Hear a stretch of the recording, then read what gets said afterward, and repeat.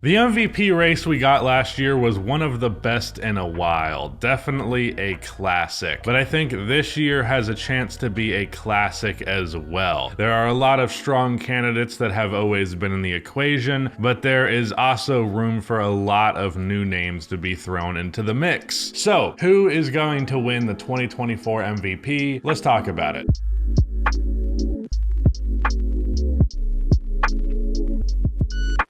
Real quick before I get into this video, if you end up enjoying it, please be sure to subscribe. Also drop a like, it only takes 1 second and it makes a massive difference in how the video performs in the YouTube algorithm. Now before I get into the depths of this thing, I want to make it clear out of the gate that this is not necessarily who I think should win MVP, but rather who I think will. Because what criteria is actually in place versus what I believe the MVP should be, it's not necessarily one-to-one. There are no hard line rules here, but I feel like having covered the NBA for soon to be 8 years now, I at least can get a general sense of what people will lean towards and why. Now for this video, I actually primarily want to talk about the candidates who have not won an MVP award before. I don't really need to make an MVP case for someone having an MVP level season if they've already proven they can have an MVP level season. So with that said, let's quickly skim over the guys that have won before that could win again. Joel Embiid, I feel, has a very, very slim chance of repeating as MVP in 2024. And the reason why is this year's postseason. Now I know what you might be thinking.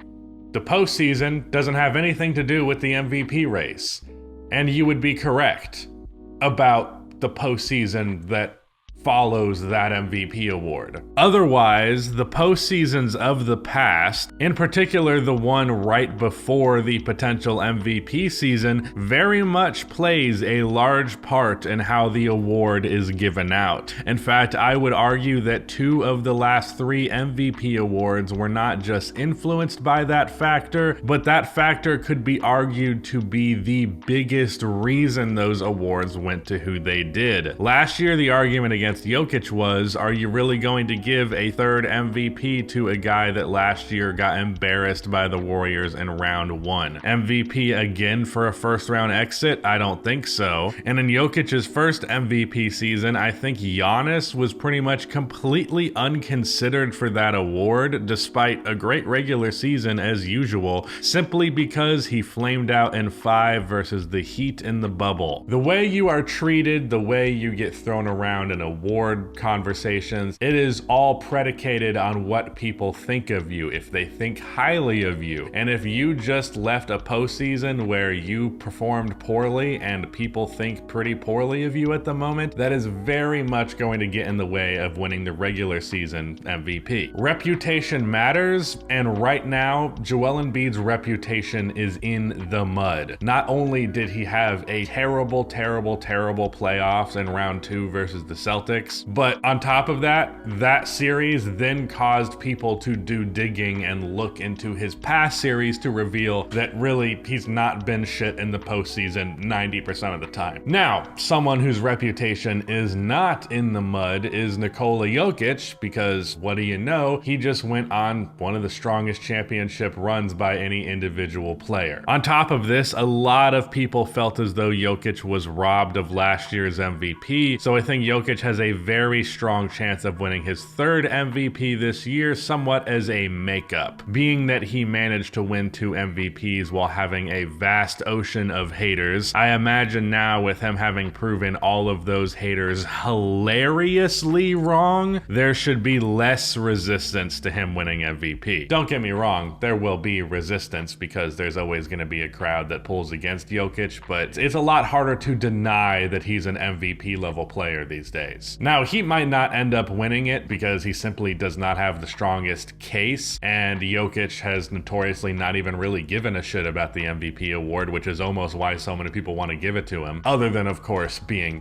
the best player in the world. But even if his case is not the strongest, he will probably get more MVP praise than he ever has, just because he does not have that crowd so strongly pulling against him, because they just don't have the ammo for it anymore. Now, I mentioned mentioned Giannis earlier, and I think now would be a really good year for him to push for his third MVP. I do think there is a chance that last year's postseason will hurt him, but not to the degree that it will for Embiid, given that if he was healthy through the whole series versus Miami, the Bucks probably win, and I think most people know that. At the bare minimum, they're not blaming him to any kind of harsh degree. Obviously, the video about what is and isn't a failure didn't necessarily do him any favors, even if you agree with his point of view. Plenty of people didn't. But overall, I don't think too many people are majorly low on Giannis. It's also been a long while since his last MVP, so I think there's a good chance that this would be a good year for him. Now, after those three, in terms of guys who have won it, I really don't think anyone else has a chance of repeating. Ever since 2019, only those three have won the award, and basically everyone that won it before is just not MVP level anymore. Harden and Russ are not doing it, and I don't think that Steph will have an MVP level year, though I suppose it is possible. Anyways, this year, as I previously mentioned, I think will be a strong year for guys who have never won it before to really genuinely get in the mix. Among them are guys who have always had their name thrown into these hypothetical conversations, but there's another who really hasn't, who I think will have a strong MVP case this year, and that player is Shai Gilgeous-Alexander. SGA last year averaged 31-5-5 on an OKC team that was one game off of being 500, and they have a huge chance of leaping to 500 plus wins this season.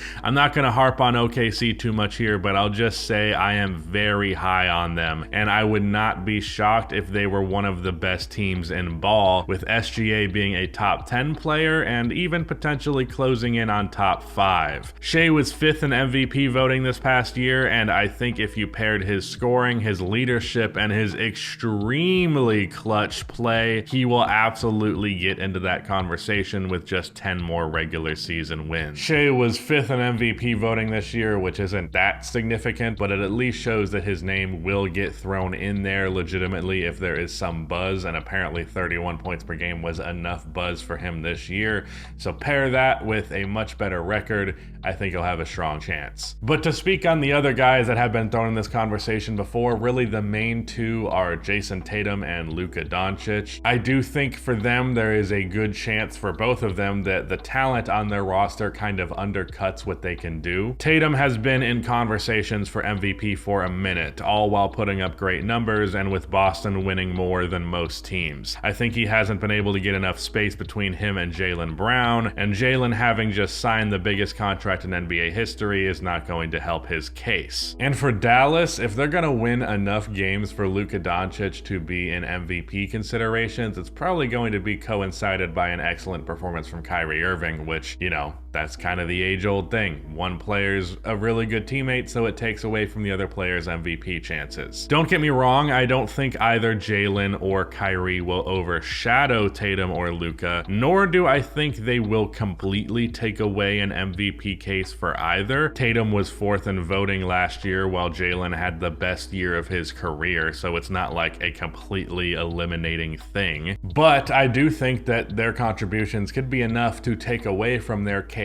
enough for like a Jokic, a Giannis, or SGA to ultimately prove to have a better case. Outside of those names, I could see Donovan Mitchell making a bit of a case, especially if Cleveland ranks higher in the conference than they did last year. They hit the typical 50-win threshold you usually need to win MVP, but unfortunately for him, that put him in the 4 seed in the East. Ja Morant's 25-game suspension will put him out of the race. Otherwise, I would think this would be a great year for him to go for it. If I was going to pick any other dark horse candidate, if we're considering Shai to be a dark horse candidate, it would be Anthony Edwards. I think there is a decent chance the Wolves are much, much better than last year, and Ant is, of course, their best player, who put up impressive enough numbers to get his name in the conversation if that record is indeed impressive enough. So with that said, here's my predictions for the 2024 MVP in order from least to most likely to win the award, listing all the names that I previously did. Last, I'll go Edwards, then Donovan Mitchell, then Luka, Tatum, Embiid, Giannis, SGA, and winning the 2024 MVP, I have Nikola Jokic. Let me know who you think will win the award in 2024. We can only wait and see. This is, of course, just a rough prediction. But yeah, that's it. Shout out to Rudy for editing this video, and goodbye.